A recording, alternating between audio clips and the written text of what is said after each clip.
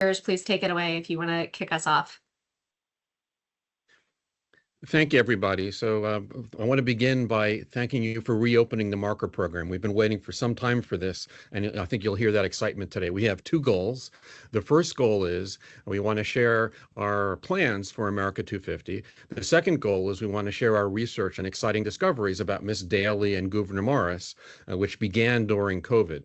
Many visitors to Philadelphia know about the Declaration House, which is, of course, Market and 7th. It is hallowed ground. Jefferson wrote the immortal words of the Declaration there. We hold these truths to be self-evident. Kids learn this in elementary school, but almost nobody knows about Miss Dalley, and sadly, too few people know about Gouverneur Morris. Today, we are making the bold claim that Miss Dalley's boarding house is on par with the Declaration House, and it is time to honor her remarkable story and Gouverneur Morris. And I think some of you are saying to yourself, why haven't I heard of this before? What are you inventing, Levinson? Well, we're going to prove it to you today in the materials that have been loaded into the PHMC website for over 2 years. So historians of the convention universally acknowledge that Gouverneur Morris is the penman of the Constitution. I call him the Jefferson of 1787 because he wrote the soaring words of the preamble and, of course, the final draft of the Constitution. According to James Madison, read his notes, the finish, this is a quote, the finish given to the style and arrangement of the Constitution fairly belongs to the pen of Mr. Morris. This is why he's referred to as the penman of the Constitution. And this has been known for years. So what's new? Of the speakers that we have lined up for you, Suzanne, who is the Historian General of the DAR, is going to tell you about Miss Dalley, some of her context, and provide the proof that Alexander Hamilton boarded with Miss Dalley during the convention. And it's in the materials that you'll be receiving after today's meeting, which are also in great detail on the website, the PHR website. And by the way, did anyone know that Eliza Hamilton visited Philadelphia in June of 1787? And if you have a chance, Google Eliza Philadelphia Surprise. I'll say it again. Google Eliza Philadelphia Surprise. It's not in the musical, but the research demonstrates Eliza came to Philadelphia the same June 18th is when Hamilton gives his all-day speech. Eliza was in town. Our next speaker, Christian, is the owner of the property and multiple properties in Philadelphia, is going to tell you about the property, which is Market and 3rd. So Jefferson's, his Declaration House, Market and 7th, Miss Dalley, Market and 3rd. But right now, it's a CVS and it's an ice cream store. People walk past it every day without realizing what happened. Market and 3rd with Miss Dalley. Our next speaker, Tim, who is an advisory board member of the Smithsonian. He's a counselor of the Historical Society of Pennsylvania. That just scratches the surface of his resume. He's going to tell you about Gouverneur Morris. He will provide the proof that Gouverneur Morris was boarding with Miss Dalley, and it's page 12 of the slides that you're going to get. We would have loved to present them tonight, but it's page 12. I understand you'll be given them after today's discussion. Make sure you look at page 12. It's definitive proof that Gouverneur Morris was boarding with Miss Dalley between September 8th and September 12th. Those are the critical days when the Committee on Style and Arrangement does the final draft of the Constitution. And also, Tim has a quote for you from historian Richard Brookhiser. I suspect many of you know Richard. He could not be here today, but please allow Tim to give that quote from historian Richard Brookhiser. We have over 80 signatories. In fact, just this morning, another historian / PhD gave me an email saying, please add me to the list. So over 80 historians. We'll probably have 100 within the next month or so. They're all saying, and you're going to recognize their names. They are from all of the leading Philadelphia colleges, universities all around the country. I won't drop the names. They're all saying, what can we do to help? What are we planning to do? Number one, we have an epic marker installation ceremony planned. I'd love to go into details. We have an exhibit. Philadelphia has Mr. Levinson, we are at about 4 minutes. So if you want to pass the torch to the next individual. Sure. Finally, I'd like to say Philadelphia is the place to be in 2026. Come meet Miss Dalley. Gouverneur who? Thank you. The torch is passed to Suzanne. That's great. Thanks. Good morning and thank you again. The National Society, Daughters of the American Revolution, has been steeped in its mission of historic preservation, education, and patriotism for over 134 years. Furthermore, the National Society is deeply entwined in the United States semi-quincentennial celebration through the promotion of programs that not only inspire but educate Americans of our past, to raise awareness and visibility of the men and women who sacrificed and envisioned a different life, and generate interest in preserving their history. The National Society fully supports this historic marker application, as it demonstrates the continued efforts to enlighten and share the history of our country's founding and the story about where the Constitution of the United States was potentially drafted. It has long been known that Thomas Jefferson drafted the Declaration of Independence in the Declaration House during the summer of 1776. Today, the rebuilt three-story home is a museum and tourist destination in Philadelphia. But history has largely ignored Miss Dalley and the importance of her boarding house where Gouverneur Morris, penman of the Constitution, Alexander Hamilton, and Elbridge Gerry boarded during the Constitutional Convention. An extensive analysis of available primary sources, including correspondence between delegates at the Constitutional Convention, newspaper ads by Miss Dalley, memoirs, and diaries paint a more complete picture about Miss Dalley, dating as early as 1778.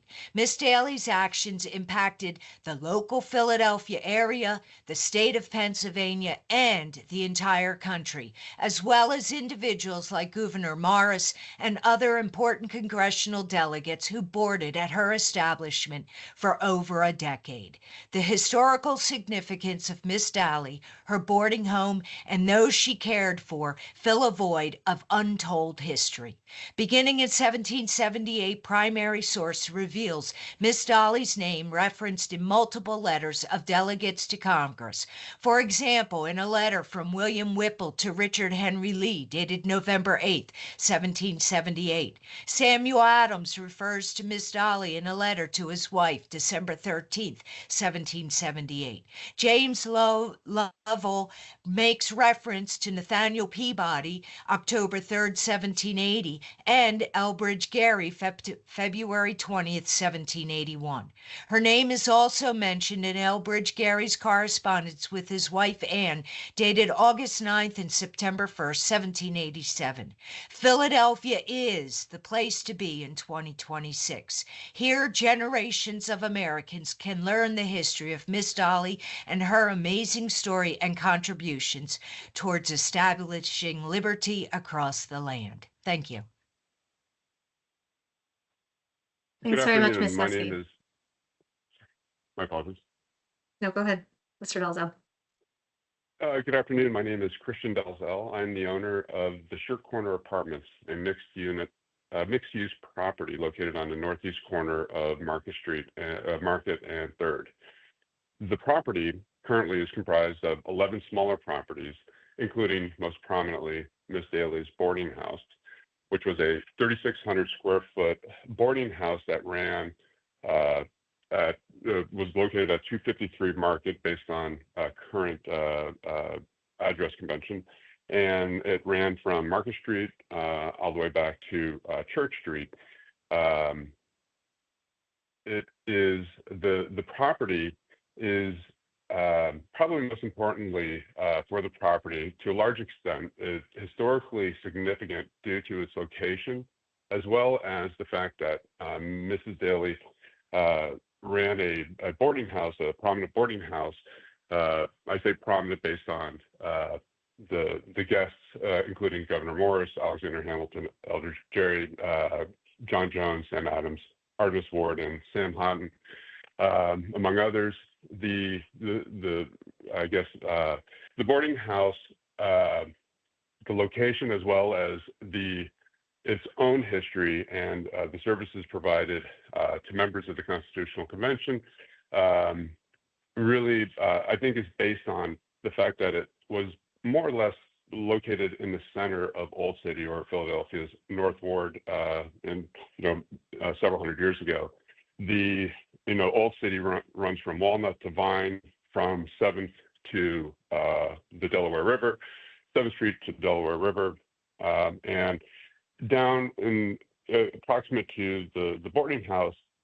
This part of Old City was really the commercial and civic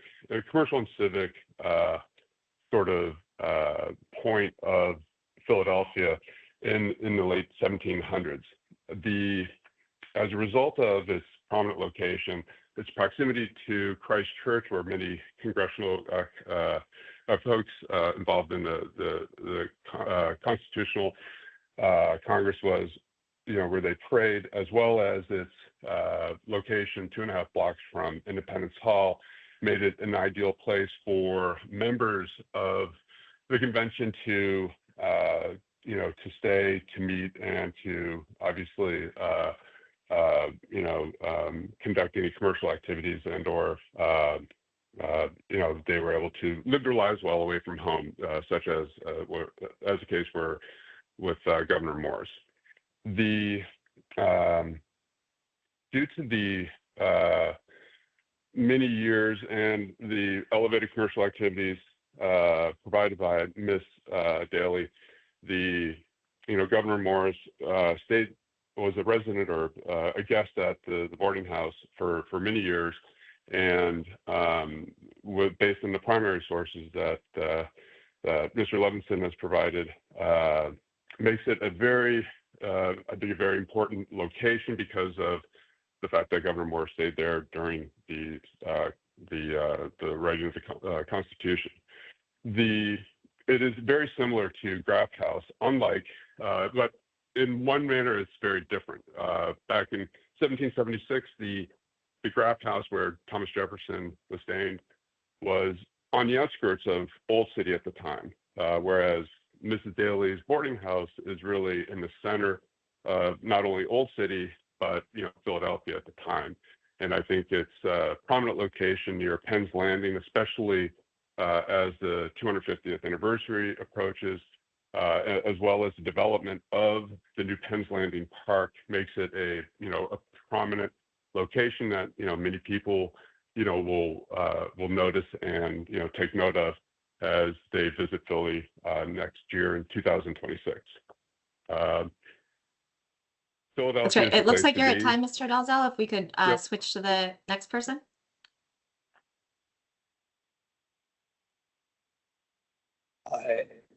Hello, my name's Tim Shantz. Again, my apologies for speaking from this cavernous venue at Penn Station.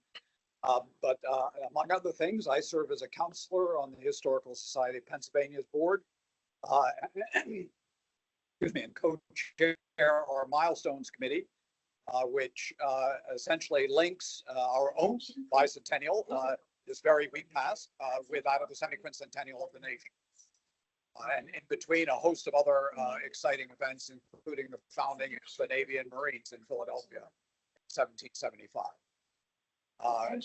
So I'm here as an unapologetic and enthusiastic apologist for Gouverneur Morris and Alexander Hamilton, two of the great contributors to the oldest written constitution in the world, and an inspiration for the globe, and one of the strongest reasons that Philadelphia is the United States' first World Heritage City. So I need to also confess that I'm a rabid Philadelphia Eagles fan and a great enthusiast of the city. So one of the slides that we don't get to show you, but that you have in your materials, numbering 12 and 13, is the hard evidence through diligent research provided by Adam at the American Philosophical Society in Philly, which actually identifies the very receipt for the payment by Gouverneur Morris to Miss Dalley in the fateful days of September 1787. Of course, we can probably still not definitively prove that he actually penned the Constitution at that site, but all circumstantial evidence points formidably to that as the probable location. Why is it so significant?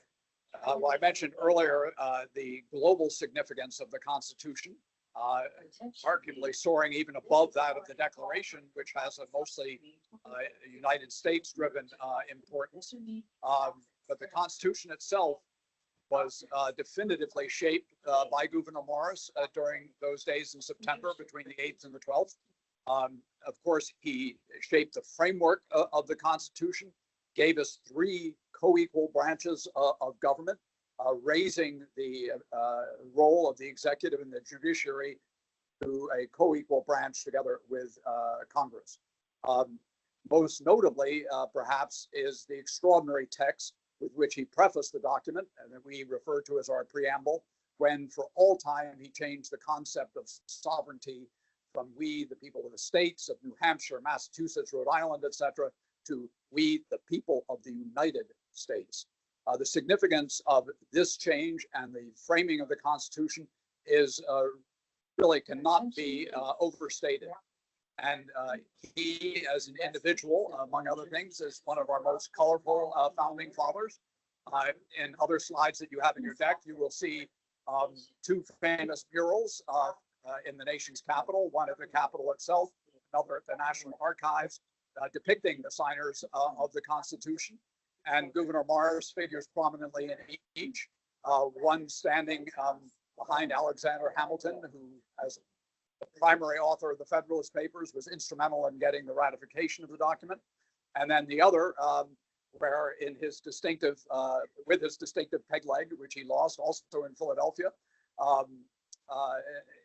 you can see him standing there in notable proximity to George Washington, who arguably was one of the few people who would have recognized Morris as a true intimate friend. So this is a person of unusual significance to the founding of the country. He's also one of the most colorful personalities that came to bear. He uniquely spoke at length, not only at the convention, but very pointedly against the nefarious institution of slavery.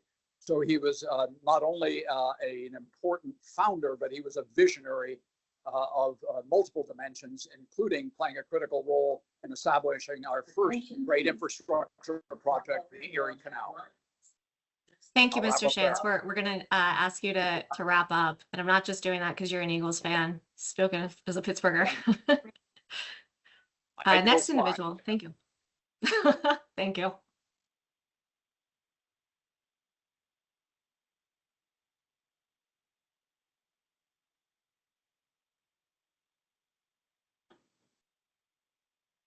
Hello, I'm Michael Newmis from the City of Philadelphia, Office of Mayor Sherelle L. Parker.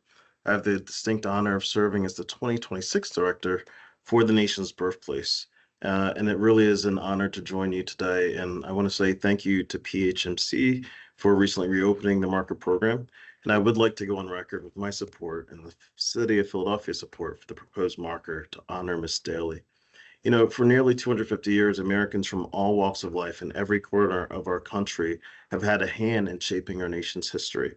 And as we set forth in planning the U.S. semi-quincentennial for the nation's birthplace, the first approach that we have is really to lean into the historical significance that Philadelphia and Pennsylvania hold. And in doing so, and from the America 250 Federal Commission perspective, this historical infrastructure will rightly serve as the backdrop for millions of people, our residents, but also those who will be visiting Philadelphia for the first time and the country for the first time in honor of this historic moment. It's so important from our mayor's perspective that we uplift and honor the many diverse voices that have contributed to this incredible history. While I will not go into the details of Miss Dalley's fascinating life, which is outlined in the proposal, I will say it's an incredible opportunity as we think about 250 really as a springboard to set the stage and to set the narrative for the future, that we will stand, that millions of people will stand where we stand today and look back on the decisions that we're making as we're prioritizing 250 to see what we chose to honor, what we chose to invest in, what we chose to preserve, what we chose to uplift. So I, with great enthusiasm, appeal to this body to please uplift the voice and story and incredible contributions of Miss Dalley. And I can't wait, if that happens, to join members of this board in that grand celebration in Philadelphia. That will be one slice of what will be an incredible moment for this country. So thank you for your leadership. Thank you for those that have committed tireless work to uncovering this hidden gem of history. And may we all join hands together in that celebratory moment to really bring forth this story and countless others. But that is why this historical marker is so important and why we are all celebrating the revival of this program. So thank you.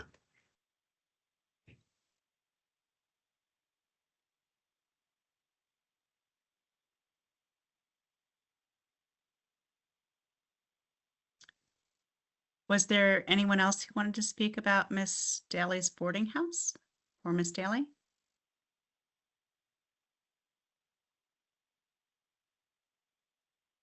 If not, I'm happy to offer a few comments. Like you, we're super excited about the reopening of the marker program. I know many of you know this is one of our most public programs. All across the state, people stop and read these and take them as a jumping off point for learning more about Pennsylvania history. So at first, I would thank you for your interest, your research, your enthusiasm for this particular subject. It's a great example of the kind of lesser known stories that we're looking to highlight with the marker program, and really shows the diverse voices that helped shape Pennsylvania and the nation. And certainly, matches so much of what we try to do with our mission here at PHMC. So thank you. I think it's a great example also of being able to capitalize on the excitement around 250 to look at this, exciting story. And as you say, Philadelphia will see so many visitors with World Cup and Major League Baseball and 250 and all that. So I think it's a great opportunity. So again, obviously you all are working with our marker coordinator, Allie Davis, in terms of the submittal. Sounds like you've already uploaded that through PA Share. Just for the commissioners, the marker nominations are open through April 1st, they close. And then the process is that the marker panel convenes, reviews them, and will bring forward to the commission its recommendations in September. So you all obviously can expect to hear the result of that in September. For the group that was here speaking about Miss Dalley's boarding house, certainly if there is any back and forth that needs to happen between marker coordinator, if you want some initial feedback just to make sure everything seems, relevant, and that your materials are fully supporting, what will result in a successful nomination, do feel free to reach out further to Allie. It sounds like you've already been in touch, so you may have already have done that. But again, thank you for sharing this exciting story. We're looking forward to, reviewing the marker nomination, and I know the commission will be interested to hear more later. Haley, I don't know if you want to add anything. No, just continued thanks. I was really waiting for there to be a room where it happened joke somewhere. Of course, someone's remarks, but otherwise, thank you very much. I look forward to reviewing the materials and really appreciate everyone's time and dedication to this issue.